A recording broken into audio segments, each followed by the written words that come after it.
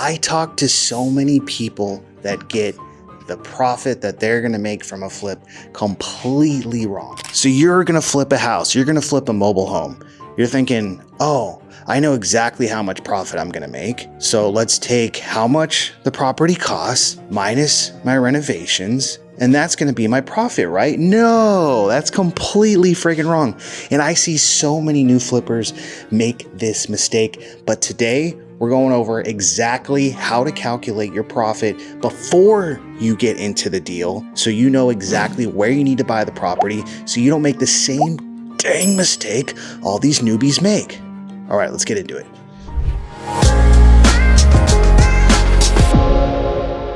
All right, first things first, you need to find a property to flip. So you need to start looking for distressed situations. That can be somebody in pre-foreclosure, that can be somebody going through probate, they have an inherited property.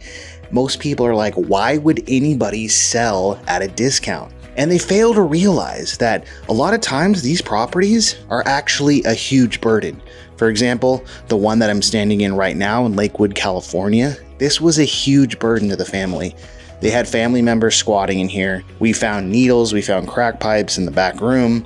It was absolutely disgusting.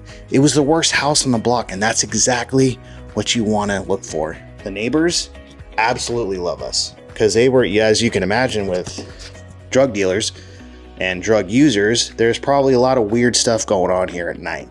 This is very nice, a very safe, tree-lined, picturesque California neighborhood, and this was the worst house on the block. So we actually got this from a wholesaler who talked to the seller, negotiated a price, added in their fee, and because we ran our numbers, we knew exactly where we needed to be. His price worked for us, so we just locked it up right there.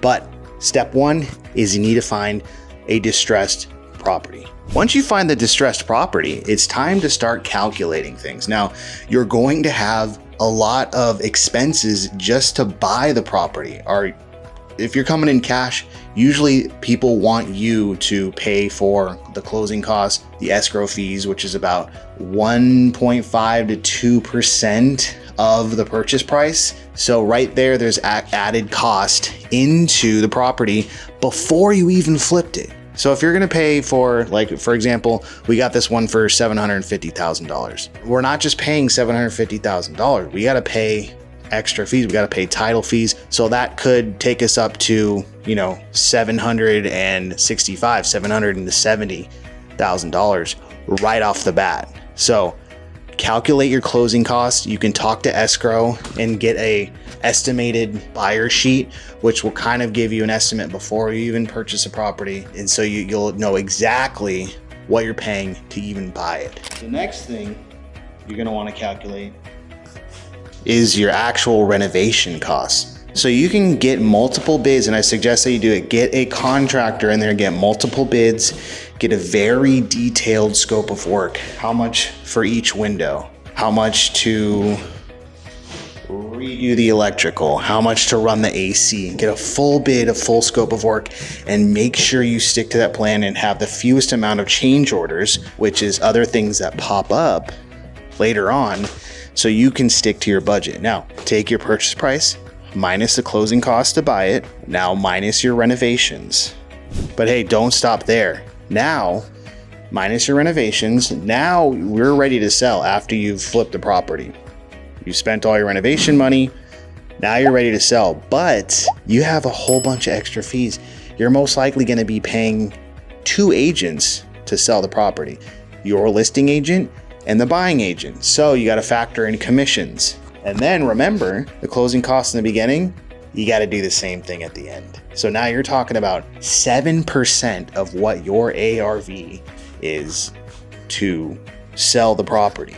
Now that you got your renovation budget, let's go over financing costs. Now, what we tend to do is we will use hard money, which is right now about 9% of the total loan to value, plus they'll cover 100% of the rehab. but you got to have money to get the rehab budget started. Plus you got to have about 10% down for the down payment. So what we end up doing is we bring in other partners, private money lenders, to lend on that, and we'll usually give them between 10 to 12% as well. So depending on, how long your renovation costs, for us, it's usually around 4 months average from close to close, but sometimes it takes a little bit extra. This one may take a little bit longer. We're at about, I think, a 9-week timeline, and then the market's slow right now, but it should be picking up towards the end of the year. So it may take us, 30 to 60 days to actually sell it. So we're probably going to be somewhere around the 5-month period. So you got to add in all your financing costs. And, there's calculators for this. I have one. If you guys want a calculator, comment calculator down below. I can send that to you. So you're going to take all your financing costs out of there as well. So you've got your purchase, you've got your closing costs in the front end, you've got your renovation, you've got your financing. Take all that out. That's going to be your gross profit. But hey, we're not looking for gross, we're looking for net. So you got to imagine everybody gets paid when you buy and sell real estate.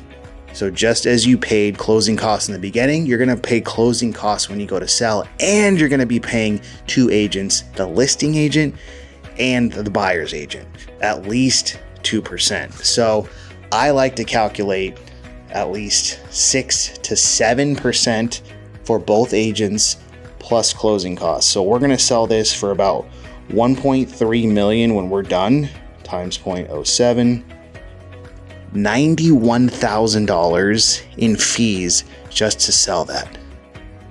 So that's kind of insane. We're probably going to make a little bit over that in profit, but you want to know that going in.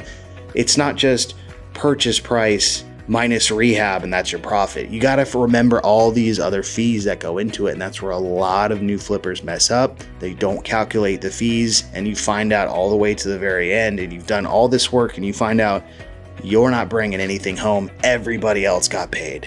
But if that happens, if you at least break even, I would say that's fine, because you got a learning lesson. You just went to school right there. But if you guys want to not make a lot of the mistakes that I see, a lot of the mistakes that I've made, please reach out, become a private money lender on some of our deals. We can show you exactly how to flip from A to Z, from talking to the seller to locking it up, to getting a scope of work, working with a contractor, working with financing, working with agents, down to the sales, and then splitting the profits.